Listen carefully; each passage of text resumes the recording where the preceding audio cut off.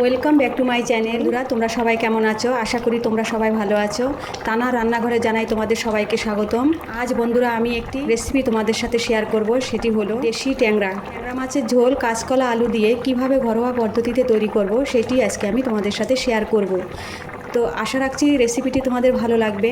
যদি তোমাদের ভালো লাগে তাহলে আমার ইউটিউব চ্যানেলটিকে লাইক এবং সাবস্ক্রাইব করে দিও, পাশে থাকা বেল আইকনটি ক্লিক করে দিও, বেশি বেশি করে শেয়ার করবে। তাহলে চলো বন্ধুরা আর কথা না বাড়িয়ে ঝটপট রেসিপিটি দেখে নিই। দেখো বন্ধুরা, আমি এখানে 6 পিস ট্যাংরা মাছ নিয়ে নিয়েছি, দেশি ট্যাংরা। এই মাছগুলো এখন হলুদ লবণ দিয়ে আমি মেখে নেব। আর কিছুটা কাঁচা সর্ষে তেল দিয়ে দেবো, কারণ ট্যাংরা মাছ তো তেলে দিলে ফাটে, এটা তোমরা সকলেই জানো। এবার এই সামান্য তেল দিলে, কাঁচা সর্ষের তেল দিলে সেই মাছ কম ফাটে। হলুদ লবণ মাখানো হয়ে গেছে, এখন এগুলোকে আমি ভেজে নেব এক এক করে। মাছের ঝোল বানানোর জন্য এখানে আমি ছোট সাইজে 2 পিস আলু কেটে নিয়েছি, আর নিয়েছি 2টো কাঁচকলা কেটে নিয়েছি। মশলার জন্য নিয়ে নিয়েছি কাঁচা লঙ্কা, এখন মিক্সচারে দিয়ে দেব টমেটো, কাঁচা লঙ্কা, আর ছোটো সাইজের একটি গোটা পেঁয়াজ দিয়ে দিয়েছি, সামান্য আদা কুচি দিয়েছি। বন্ধুরা আমি এতে মশলা বেশি দেব না, একদম কম মশলা রান্না করব, একদম সিম্পলভাবে ঘরোয়া পদ্ধতিতে তৈরি করে দিয়ে দেব 1 চামচ গোটা জিরে। এখন এই মশলাগুলো ভালোভাবে সামান্য জল দিয়ে পেস্ট করে নেব। দেখো বন্ধুরা, মশলাটি পেস্ট করা হয়ে গেছে। ওভেনে কড়াই বসিয়ে দিয়েছি, এবার তেল দিয়ে দেব।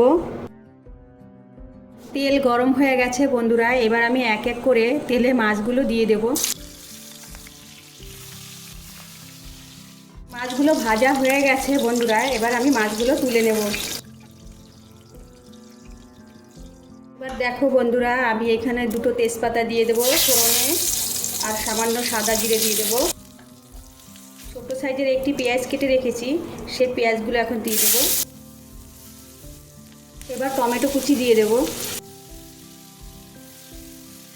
হালকা ভেজেছি, খুব একটা ভাজিনি। এবার আমি মশলাগুলো দিয়ে দেব। এবার এতে পরিমাণ মতো হলুদ আর স্বাদ মতো লবণ দিয়ে দেব। এবার 2 মিনিটের জন্য ঢেকে রাখবো।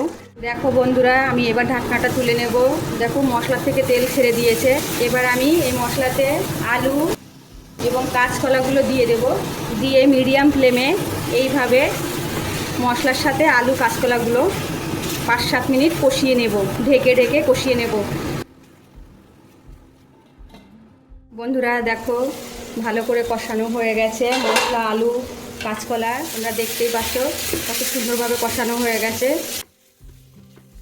উষ্ণ গরম জল দিয়ে দেবো। গরম জল দেওয়ার কারণ বন্ধুরা, অনেক সময় সবজি ঠান্ডা জল দিলে পানসে লাগে মাছের ঝোল, যার জন্য গরম জলটা দিলে আর সেই পানসেটা লাগে না। সেই জন্যই আমি এখানে গরম জল ব্যবহার করেছি। তোমরা চাইলে ঠান্ডা জলও দিতে পারো। এবার আমি ভাজা মাছগুলো এক এক করে গ্রেভিতে দিয়ে দেব।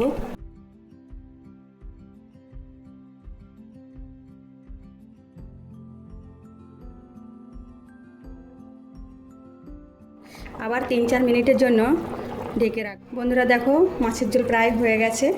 এবার আমি 2টি কাঁচা লঙ্কা দিয়ে দেবো, আর কিছুটা ধনে পাতা উপর থেকে দিয়ে দেবো। বন্ধুরা আমি তো তোমাদেরকে প্রথমেই বলেছি যে একদম ঘরোয়া পদ্ধতিতে আমি মাছের ঝোল তৈরি করে দেখাবো তোমাদেরকে। তাই দেখো তোমাদের কেমন লেগেছে, দেখো কত সুন্দর হয়েছে মাছের ঝোলটি। তো বন্ধুরা তোমাদের কেমন লেগেছে দেখো আমার আজকের মাছের ঝোল। একদম পাতলা ঝোল করেছি কাঁচকলা দিয়ে। আশা রাখছি তোমাদের পছন্দ হবে, তোমাদের ভালো লাগবে।